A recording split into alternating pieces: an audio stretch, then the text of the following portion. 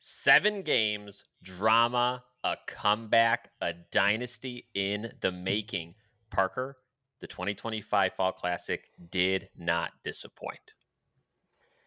No, no, not at all. I mean, we got to see things in this World Series that we haven't seen in almost 25 years. We got to see things that we've never seen before. We got to see 7 games, which we rarely ever get to see. And then at the end of the day, we get to hang our hats on the fact that the 2025 World Series may be one of, if not the best World Series of all time. Oh, and it was basically from game one out of the gate all the way through. Today, what I wanted to do is just kind of sit on it and digest it because it came so hard, so fast, and that game 7 left our heads just spinning. And so let's just take a beat and go Yep. through it all. And Parker, I guess the first thing we should do is just can we acknowledge that the Dodgers are just freaking inevitable. This, if I've learned anything this last week, it has been that the damn Dodgers aren't going away anytime soon. No, they're not going away anytime soon. And did you see Kike Hernandez's comments today? I did. He straight up just said, "Yep, we're a We're, dynasty. Book it." we're a dynasty. Yeah, book it. And then Freddie Freeman's ready for 2026 already. This team is not going anywhere anytime soon. You better get used to them winning. You better get used to seeing them deep in the playoffs, and they're going to be the team that you're going to have to get through if you think that you have a chance at winning a world title. And the interesting part about this series is that when it started off, it looked like the Blue Jays were going to get through them, and or at least that they had the capacity to. Yes, they absolutely did. So let's talk about kind of those key moments and turning points throughout the series. I want to do that. I want to talk about some of the things that stood out to us over the course of the week, and then we're Mm-hmm. going to talk about what is forward for what's to come for these two teams and for the MLB at large for MLB at large. I just did the Yep. thing that I hate when people do is put the in front of Major League Baseball. Don't do it. Don't do it. Don't It's do not it. the That's not how it MLB. works. It's MLB. Shame It's on me. not how it Um, works. but Parker, game 1, like you said, man, the Jays really kind of shocked everyone. Came out offense on fire, took that early edge and set the tone. Dodgers, of course, answered back in game 2. But I think the thing that I think we shouldn't forget is that at one point the Jays had this series 3-2. They were up a game. They had 2 opportunities to walk away with the championship and just couldn't get it to the finish line because the Dodgers just would not lay there and take it. So then we get to a game 6 Dodgers win, and then we ultimately get to this game 7. And quite frankly, when you get to a game 7, nothing else before game 7 matters. So I want to Nope. focus on game 7. Parker, this game goes down in the annals of baseball history as one of the better game 7s we've ever seen. For sure. For sure. This definitely had inklings of Mariano Rivera versus Luis Gonzalez in 2001. This had, I mean, in that same World Series, Randy Johnson coming in and pitching on 1 day rest. Like everything about this World Series was insane. From the fact that, first of all, the Jays jump out to that first game and absolutely kind of blow the doors off the Dodgers. And it was like a statement game. It was a game where baseball was put on notice that the Toronto Blue Jays had overcome every single expectation that had been put on them for the entire season, and they were not about to stop doing that just because it was the World Series and just because it was the Dodgers. So that was super cool. Then, of course, the Dodgers come back out and take game 2. And they do it on the back of Yoshinobu Yamamoto throwing a complete game. His second complete game in as many starts in the playoffs, which just doesn't happen. Like it No. just doesn't happen. Not these days. Very rarely. Even pretty long time ago. Normally, you want to seal the game. You bring in good relief arms at minimum in the 8th and 9th inning. Guys don't really go 9 innings in the World Series. It's crazy that he did it twice. We'll get to Yamamoto here in a second. And then as the series progresses, we have game 3, which is just bonus baseball. Like it tied the record with the 2018 World Series that also included the Dodgers and included my Red Sox for the longest World Series game. And in that game, we almost had like multiple different, like in the 2018 World Series, We had the Red Sox and the Dodgers. We had Nathan Eovaldi go out there and had that absolutely superhuman performance that if the Red Sox had won that game, it would be one of those things that like, oh my God, look at Nathan Eovaldi. And I still think it was one of the best World Series performances of all time because it saved the bullpen, whatever. We had like 2 of those happen in this game with guys that like Klein for the Dodgers. This guy he pitched for 3 different teams this season. He was cut from rosters, barely Yeah. made the postseason roster, and then he goes out there, puts 4 and a third innings up, and carries the Dodgers when they had no one else but the next day's starting pitcher ready to go. Like I'll stop there and let you talk because there's so many things about this World Series that were so remarkable in a vacuum game by game that when you look and think, oh my God, they all happened in the same series, it's like, oh my God, we had one of the best World Series of all time. We did. Every game it seemed like there was something. And I almost I want to zone in on game 7 because the way you explain it that every game had something remarkable. Game 7 had all those things in 9 innings or in this Oh case yeah. 11 innings, right? So like Yeah. it I mean, it was the perfect way to end what was a back and forth up and down action-packed series. Now, that game 7, Parker, I the Blue Jays took an early lead in that game, and I was feeling Mm-hmm. really good for the Blue Jays through 3 innings. Yeah, I Bo was like, Bichette, "Wow, man. Bo Bichette, like, he's gonna turn it on. Maybe he'll have a multi-hit game. This is great." I Yep. felt really good about Scherzer going out there who he didn't even in his 4 or 5 innings, I think it was 4 and a third innings pitch, he didn't even get past 55 pitches. He was efficient in that game, okay? Yeah, he was. So, He really I turned back the clock this he series. did. He really did. He has not been the Scherzer of old as of late, but today he showed up in old Scherzer fashion, and, Mm-hmm. this game looked like it was heading that direction for the Blue Jays until we got to that ninth inning when Miguel Rojas, Parker, okay, Dude, of all already people. coming out and said, already coming out and said, next season's my last season. It's probably going to be his last with the Dodgers. Who knows?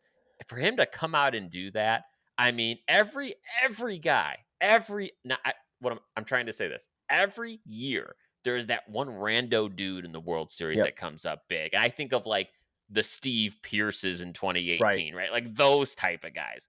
And here we Randy go, Miguel Rojas. Rosarena and like Yes. all that stuff. I completely agree.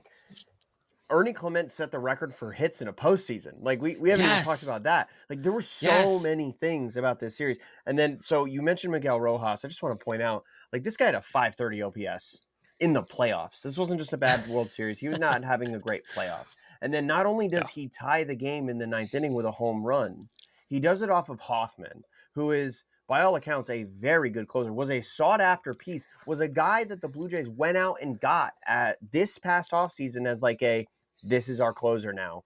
Jordan Romano's gone. In comes Jeff Hoffman. He's our guy.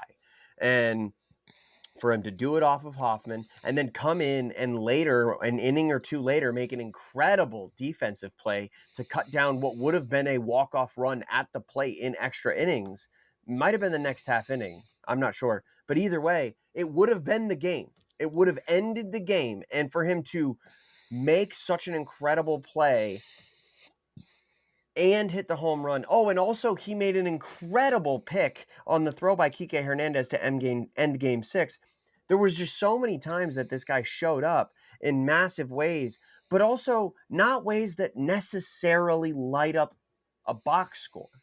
Miguel No. Rojas played the ultimate role player World Series. And no, he didn't win World Series MVP. And honestly, he shouldn't have won World Series MVP.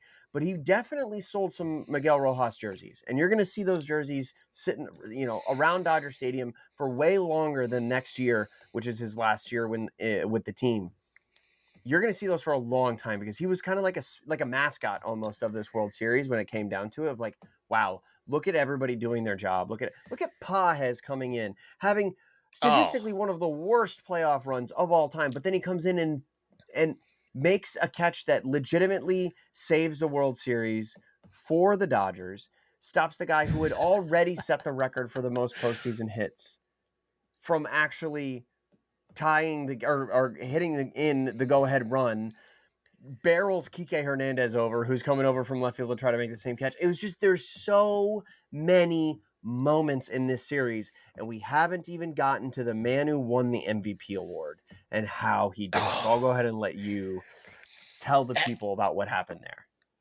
So, but this is Yamamoto, okay, is one of the many folks in this game. I kid you not. The thing I said the most throughout the course of these 11 innings was, "You've got to be kidding me!" Like every inning, Yeah. you've got to be kidding me. You got to be Dude, for freaking kidding 2 me. Like innings, how I was texting how you, is "You gotta this pull him. You gotta pull him," right? because he got in a little bit of trouble, and it looked He like, "Oh my god, did. is Dave Roberts gonna let this guy who threw 96 pitches the night before lose the World Series?" That's what it And looked sure, like. it did. It did look like it. There was some issues with the pitch locations. They were making some pretty solid contact, albeit the defense, Mhm. which has been solid throughout the series, showed up in huge ways on both sides. However, Yep. for Yamamoto to do that, to close the game, ultimately wins a World Series MVP. This is a guy Mhm. who made 3 appearances in this World Series, all top-notch appearances. This is exactly the type of guy the Dodgers needed. We know the Dodgers as being a team that has 5 solid starters for the last 3 or 4 years. They've always had a stacked rotation, but they've never really had the guy that you give the ball to in these Mhm. spots, not the upper echelon of ace. And they finally have Yeah, this there's in aces, Yamamoto. and then there's a guy that comes in and pitches, 3 innings after having thrown 96 pitches the night before. Like, Yes. there's 2 different Yes. there's levels to this. When you pay a man the most money any pitcher in baseball history has ever been paid, I, that is what I, you are hoping you sign. 100%. Now, I look at Yamamoto and I Mhm. maybe comparing is not fair, but I do compare him to Ohtani. Ohtani in his start, Oh, he was he was he I think Yamamoto's still considered to be the highest pitching contract. Oh, no, no, yeah, oh, for sure. I'm not talking Okay, about yeah. even contract. I'm talking about comparing how they did in this series. Oh, that Oh, Ohtani yeah. start, I mean, he was fatigued. He was tired. Yeah. He was not hitting his locations. You can tell. Mm-mm. I mean, the first inning, there was, I think, 2 or 3 balls hit 100-mile-an-hour or faster off the bat. I mean, they were reading him well. So I, Yeah. I, when you look at the dominance in this series, Yamamoto deservingly wins the World Series MVP, and I think they Oh, have yeah. themselves someone here that is just going to etch himself in stone and for Dodgers history. I mean, this is a guy that this is we're going to be talking about this guy for decades. Yeah, that's like a statue performance, genuinely. Yes, Like yes, later on when the dynasty's said and done, I'm not saying put it up next week, but later on when the dynasty's said and done, like that's the kind of moment that gets immortalized outside your stadium. Um, I I was in awe. I mean, we were texting during game 7 and I could not stop saying about how he needed to be pulled because I didn't want to see it go to waste. I yeah. didn't want him to go out there, do so well for like once he got into his 3rd inning of work, it's like, all right, Dave, come on, man. You gotta have somebody out there. Kershaw was warming. Roki hadn't come in the game, but no, they Yeah, stuck to Yamamoto. And I mean, I at this point, I literally went to bed. I was sitting in bed, and I go to bed every night, and I like sit there and play chess on my phone. And as I'm sitting there playing chess on my phone, I realized my timer was ticking down because I was just thinking about the World Series, and I couldn't believe. It's so dumb.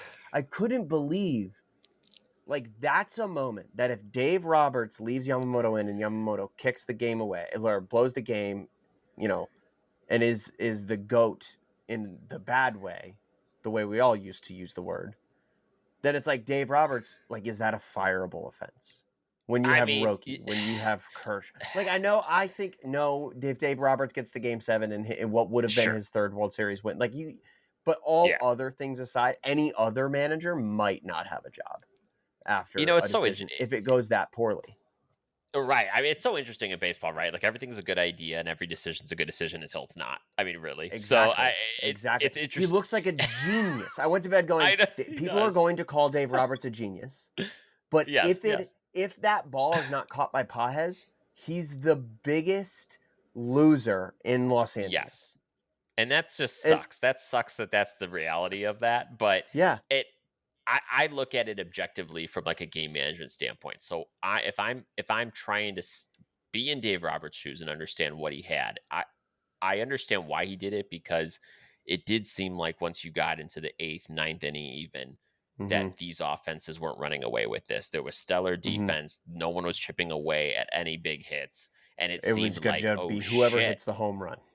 Yeah, and to me, if I'm Roberts, I'm thinking, "Oh, man, if I have to get through another marathon, if I have to go 12, 13, 14 innings, I need to milk Yamamoto for everything he has, because if I Yeah. use a You Kershaw, can't pull. You if I can't put use him a back in. Sasaki, you can't, right? Yeah. So, like, I understand from a game management standpoint his hesitancy, but again, like we're saying, all it took was one bad hit for this to go in the other direction. And but that's the magic of this, Parker, is like the Blue Hmm. Jays had so many of those opportunities. They had bases loaded. They had multiple. It was like one out bases loaded. They had opportunities to They to did. win this World Series. They were inches away at that play at home from being Well, that safe was and ending that game.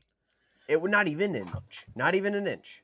That was a hair, and that was the Yeah. play by Rojas. And like Yes. it was insane. This whole and then we didn't even talk about Game 6. Game 6, the Blue Jays should have just first of all. I wanted it to happen because I call Blue Jays in 6. I said it. I got Yeah. flamed in the comments. I even texted you, I want my victory lap, Anthony. And if that ball doesn't get caught underneath the padding, we don't know what happens in the last couple innings of the game, whatever. Still. Alternate universe. But still, Yeah. like it gets really interesting if the ball doesn't get caught under the padding in game 6. And, like Yeah. Barger, what kind of a moment does that turn into for Barger after the grand slam? Like Barger had himself a whole series. It was really good. And it does suck. And I do want to address something too that happened in the post game on the Toronto Sportsnet, where the Toronto Blue Jays reporter, excuse my language, he literally said, "I don't give a shit. The best team did not win. The best team in this series lost." And I only wish that we had Mm. a system, maybe like a 7-game series, where we could determine who the better team was. Yeah. If only such a small sample size, I know, but we Uh, did just play 7 baseball games. a And I think it's 100%. okay to admit that the Dodgers were the better team in this series. Did it come down to luck? I think so, to a little bit. I think Miguel Rojas hitting that home run, it doesn't happen 99 other times if you do it. I don't think if you run it 99 more times, does it happen again. But it happened. And I cannot pick and choose with the times that I get to love baseball for its quirks. This is one of those Yeah. times where its quirks are why I love the game. A- Absolutely. The World Series is, I mean, you want to talk about the quirks of all quirks and the baseball gods. They're there. They're there in the World Series. I mean, for him to say that, I'm with you. Like, that is absolutely absurd when we just got done doing an exercise that determines this. Like, stop Right. talking. We Like, that's bad. literally did. In fact, we never play this many games back to back to back against the same team, but we do it now just to be sure. Like, I Right. don't, Right. It's a check on the system. Like, you that's know what what I we're think? doing. I think, I felt this at the end of game 5, leaving Los Angeles, Joe Davis on the Fox broadcast, even as the Blue Jays won game 5, he said, or towards the end of the game, he said, "Man, it is going to be tough for the Dodgers to win in that building in Toronto, down a game." Yeah. I think a lot of people, maybe a little bit myself included, chalked up the series to the Dodgers or to the Blue Jays because we thought, how can you possibly lose? Rogers Center might be the rowdiest environment in baseball when the Blue Jays are in the playoffs. Mm, It is rocking in that building. yeah. And I think a lot of us chalked it up to the Blue Jays. Like, how do you lose 2 straight? You've got the pitching to make this happen. Gosman was on the mound in game 6, man. Yeah. It was like, Yeah. wow, everything's lining up. These Blue Jays look good. And it really sucks. Now, it's almost, it might feel a little worthless of a season for some Blue Jays fans because I've had these I think back to the time when Tim Tebow was the quarterback for the Broncos, and we had this miracle run, and we won a playoff game, and then got the absolute turd stomped out of them by the Patriots in the second round of playoffs. And at the end of the year, I remember it took an exercise in like I was younger, but it took an exercise in like mental fortitude to not just chalk the season up as a loss, as like useless, even though it had Hmm. so many highs and so many fun moments. I really hope Blue Jays fans look back and think, oh my God. Like this is one of those moments, as cliche it is as it is, where it's like you can't be sad that you lost. You have to be happy that it happened. You have to be happy that it Yes. happened because what an incredible Yes. season from these Jays. A- Absolutely. And let it be, let's be very clear with this. This Dodgers team, what we learned about the Dodgers is that they are the best team in baseball. However, they are not invincible. Remember, guys, Hmm. they basically plowed through this postseason with the exception of the World Series against a formidable Blue Jays team. The Blue Jays should be extremely proud for being the one team that came that close to stopping the Right. Dodgers and had many opportunities to do so. Like Parker, again, one hit, one missed tag, one ball not going into the jammed in the bottom of the fence could put this Blue Jay team on top and winning a World Series. That is how close this was. We did not think it was going to be that close going up against the Dodgers. Any team going up against the Dodgers. Not at all. I mean, well, I did call Blue Jays in 6, but I even said in the same episode, like, probably going to be like Dodgers in 4, Dodgers in 5. I think everybody thought it was going to be Dodgers in 4, Dodgers in 5. Um, I mean, we I could sit here and go on and on about it the entire rest of the offseason, and we probably will a bit because this yeah. genuinely was a Yeah. World Series for the ages. Well, I didn't throw it in the show notes, but is there anything that you didn't get to see that you wanted to see, or something like that, like a disappointment or like a oh shucks moment? Because for me, I only ask because I want to give you mine, and so I'll start with mine. Yeah. Um, Yeah. I really wish that we had gotten Clayton Kershaw in Game 7. Part of the reason I wanted Yamamoto pulled was because Yeah. I wanted Clayton Kershaw to come in and slam the fucking door. I wanted him to come in, get a few ticks on his fastball out of nowhere, throw that curveball to corkscrew Vladdy into the ground. Like I wanted a vintage Kershaw moment in the Game 7 of the World Series of his final season. That's what I wanted. Wow. Yeah, that's a good one. Ooh, this is hard. What? I'm just trying to like get a sense now of what I would hmm. Okay, here's one. Here's one. So maybe this is being a little hard on our good friend Shohei Ohtani. I expected Shohei to be a force in this World Series, I thought and this was this going to kind be of a signature series for him.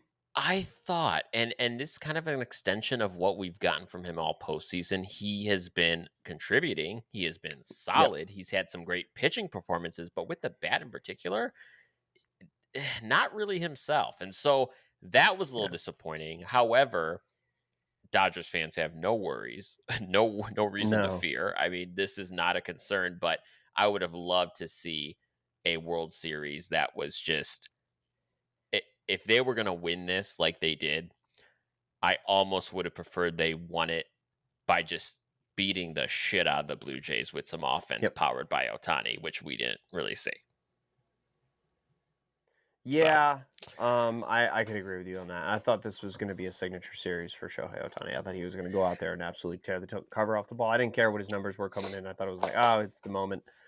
Um, yeah, no, that was crazy. Mookie Betts, 4 World Series rings, current active leader, oh, 4 that's World Series crazy. rings. Yep. That is crazy. I just, you know what? Let's stop and talk about Mookie Betts for a second because I, if I have to pick like my favorite player in the game today, I have to go with Mookie Betts. The guy is so incredibly talented. He is the Hmm. perennial MVP in my brain. He is incredibly self-aware. I mean, for him to just come out in this World Series and say, "Dude, I suck. Like I'm not doing Yeah. what I need to be doing," Yeah. and still somehow finds a way to contribute. It's amazing to me.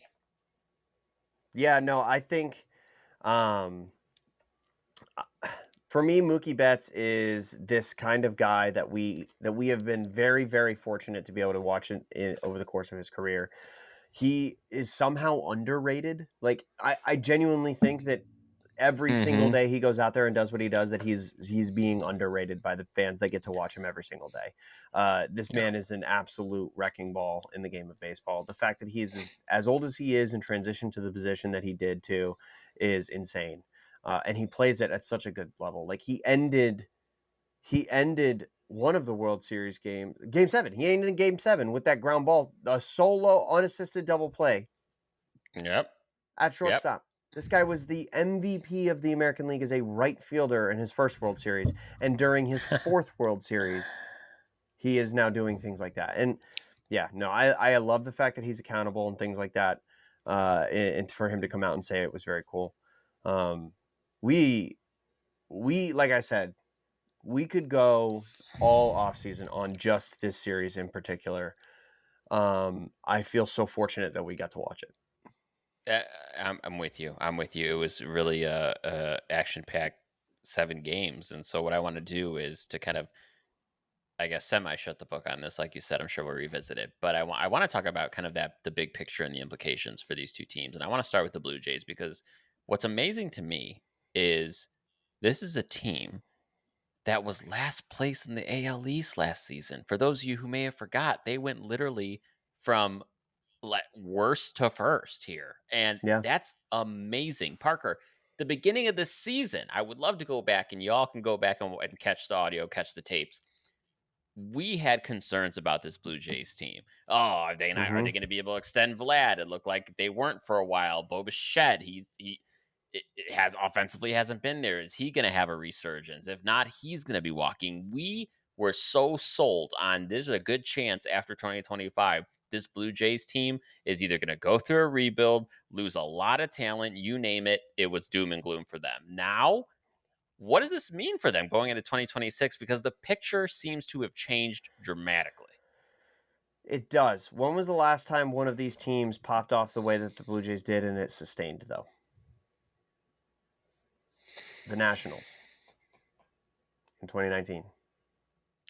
That was itty bitty sustained though. I mean, that was like what 2 seasons, 2 really good seasons, if I'm remembering. I don't even think the next season they were very good.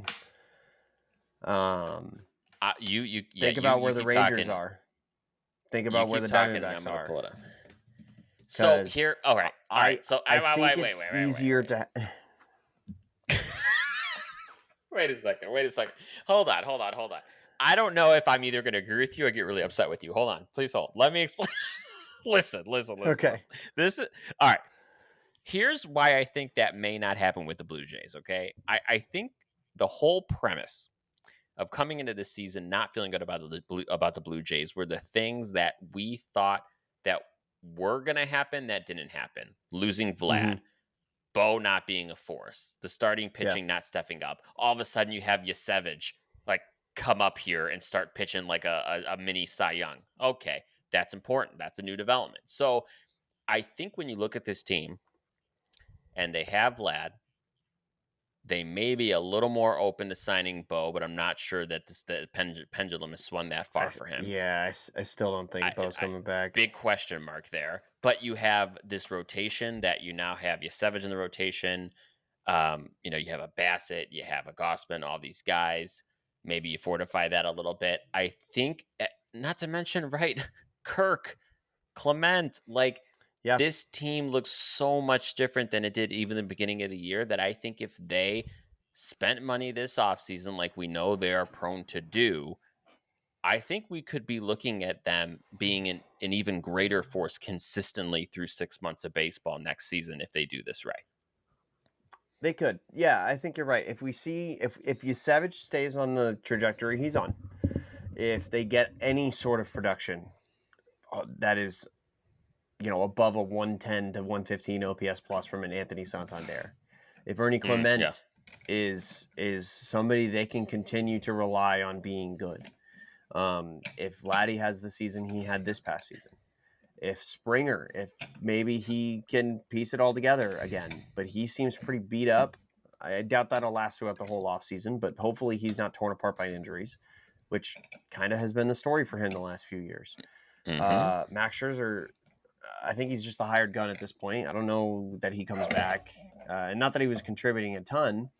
Can you Right. count on Gosman? Can you count on, again, I mentioned Yusevich. Is Hoffman going to be the guy that he was this past season? There's a lot of question marks, and every single team has question marks. But a lot of the question marks surrounding the Blue Jays, feel more question marky than some of the other ones around the game.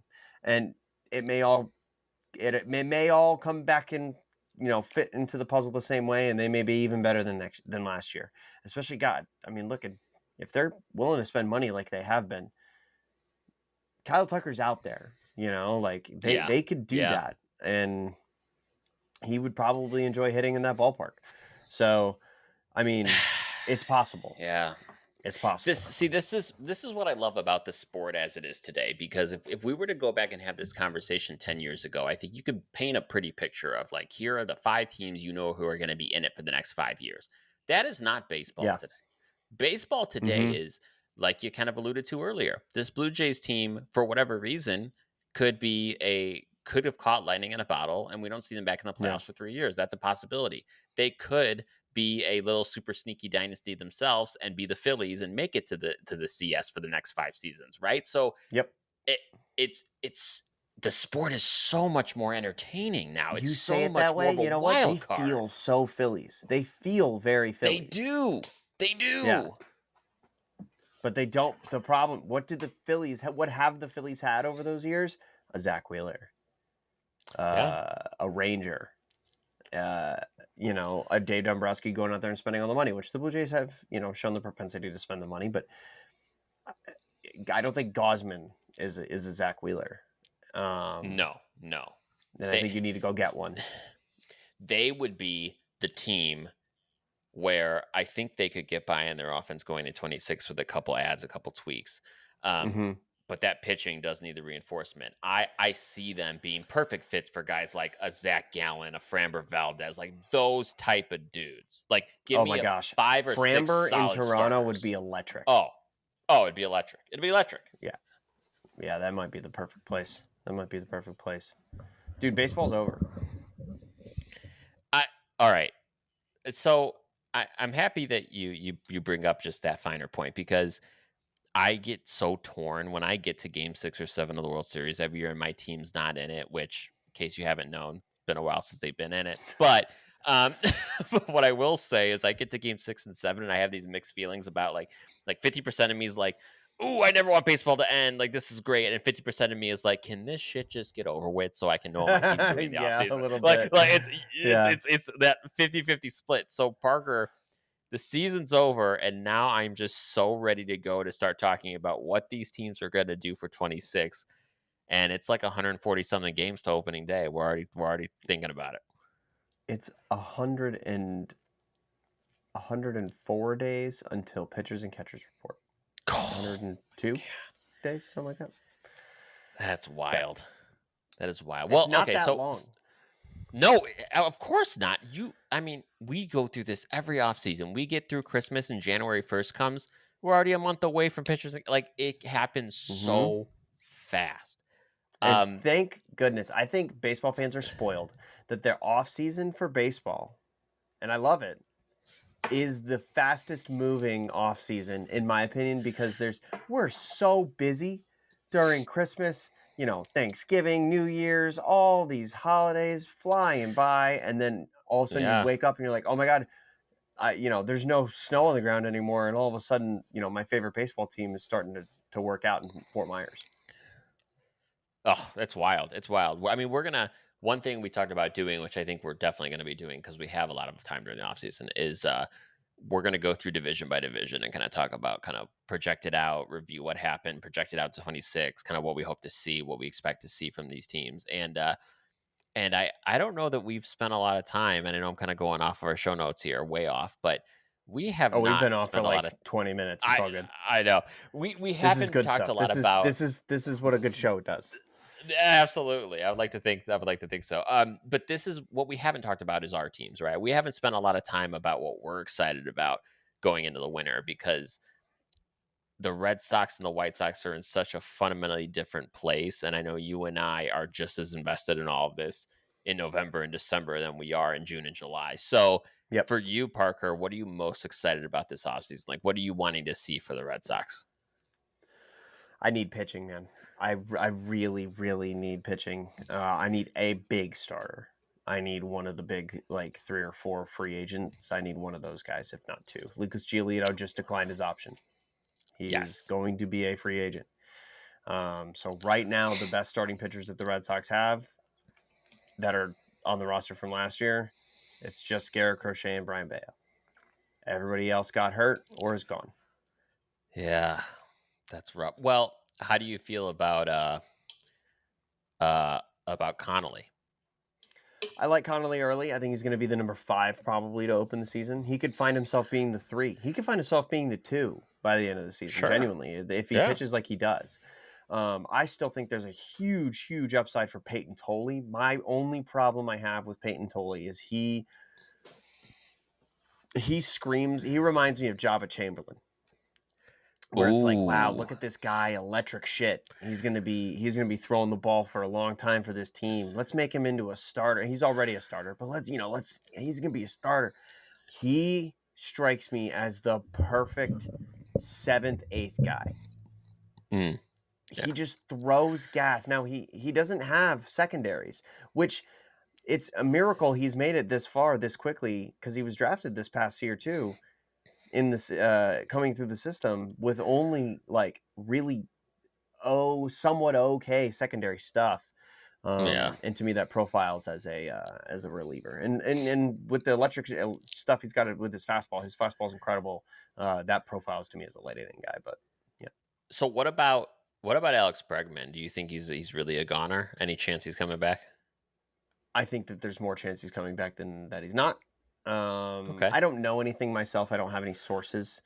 But I do consume like every single piece of Red Sox media that's out there, and there are there's people in the community that do know people in the community that are, having been around the team for a very long time. They are talking in a way they only do about Bregman returning. Like they only talk this way when they're very confident. And these are Interesting. people that know people in the organization and know him. Some of them know him. So, That's really cool. I mean, he played such a key role, especially with a team of younger players, right? Like you need a oh guy my God, like he that. was And the I think best he's coach.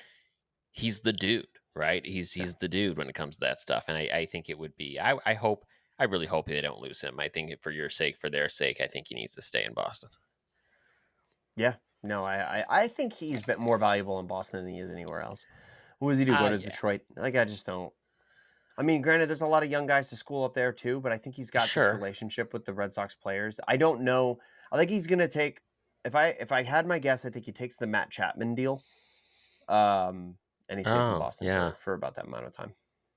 Yeah. Could be. Could be. Um Man, I'm really excited. I'm really excited, Parker.